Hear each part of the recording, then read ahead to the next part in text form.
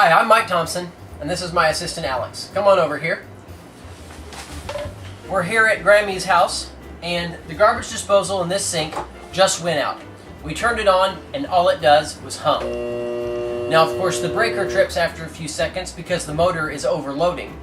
If this is your case, you can push this little reset button right here on the bottom to reset your breaker after you've, of course, cleared your jam. Now, I reached down inside with gloves on, and I can't find anything that feels like a piece of glass or metal or anything that's actually jamming the rotor. Well, I tried using the little wrench here in the bottom of the unit and cranking on it really good to get it to spin. That didn't work. I even used this 4-foot cheater bar on the end of this and still couldn't get it to spin. So we've gave up, and we're going to replace this with this new unit here. Let me show you how. So the pieces that are included are this piece that goes in the sink. We're not going to use that because we should just be able to screw this one back in place. And you'll see how easy that is. We got the exact same model, so this will be a really quick repair. But if you didn't and you had to replace one or install a new one for the first time, the instructions are included. Installing this ring is a piece of cake. You will need some plumber's putty if you need to install this, so make sure you pick that up at the store. But all we're going to do is take this old unit off and pop this new one on, aren't we? Now, one other thing. Units almost never come with a power cord. This one didn't. So make sure you buy a little 3 or 4 foot whip to connect yours. It'll typically be a grounded plug. And so what we're going to have to do is we're going to have to remove the one off the old unit and install it on this new unit. So we're going to go ahead now and rip this old one out and switch everything over. So now the first thing to do, of course, is unplug the old unit. And now we're going to loosen the pipes from the old unit.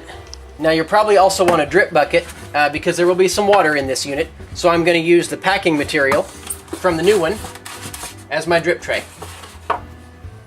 And now your dishwasher probably is connected to your garbage disposal, and it's typically held on here with a little hose clamp. So I'll just pinch this and pull this clamp off. That's really hard to do, so you actually might need some pliers. And then disconnect the dishwasher drain line from the garbage disposal. I'm going to loosen the 2 screws on the drain line, and you can use either a flathead screwdriver or a wrench. And I'm going to reuse this whole piece right here. And now the unit simply will twist off. What I had to do is put a screwdriver here in this little lug to get enough leverage to twist off the old unit.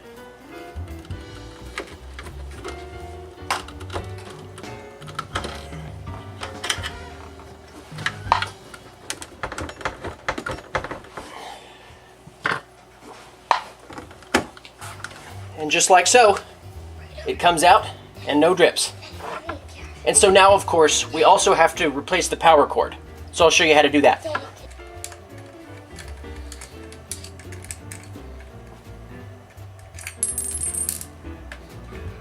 Okay, now we open up the electrical access panel here by removing this screw.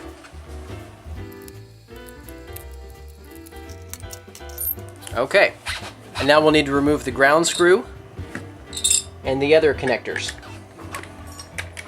And then we need to remove this nut here that's on the cord clamp body so that we can transfer it to the new garbage disposal, like so. But we can't get this off yet until we disconnect our wires. So we'll loosen these wire nuts up here on the hot and neutral wire, and we'll unscrew our ground.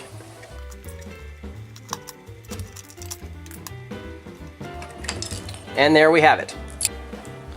So while my assistant's disposing of the old unit, we're going to open up the electrical panel on this one and install the cord. Grab the 2 wires. Make sure that the clamp is on before you fish your wires through this hole. Otherwise, you'll have to take it all back apart.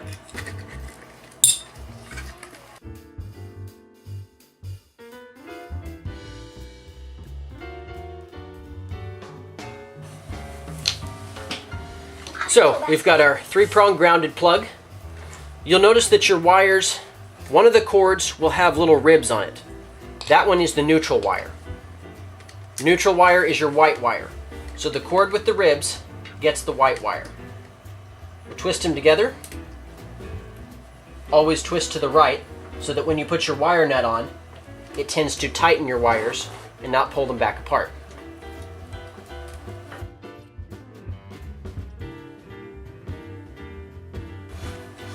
Okay, hot wire. And then anytime you're wrapping a wire around a screw terminal, you always hook it clockwise so that as the screw tightens, it tends to pull the wire into it.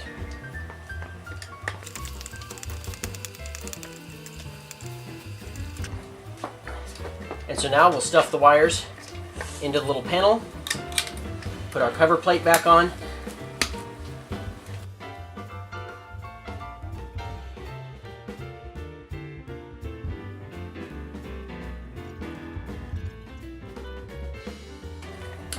okay, and now this one's ready to go back under the sink.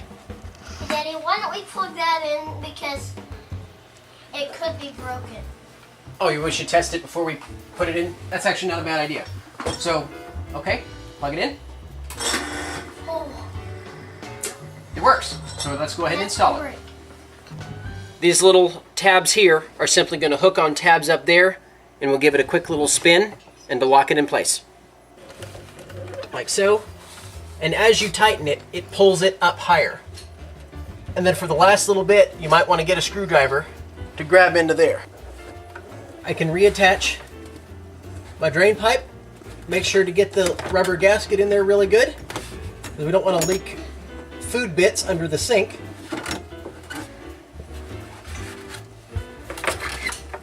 Put my true screws back in each side. And then with my pliers, I'll pinch this hose clamp and slide it down so that it pinches around the garbage disposal. And then now that everything is solid again, I will retighten this drain fitting right here. And then now we can plug it back in. And we can flip it on and give it a test. Perfect! Go ahead and subscribe if you haven't already. I'm Mike Thompson, and thanks for watching. I really appreciate it.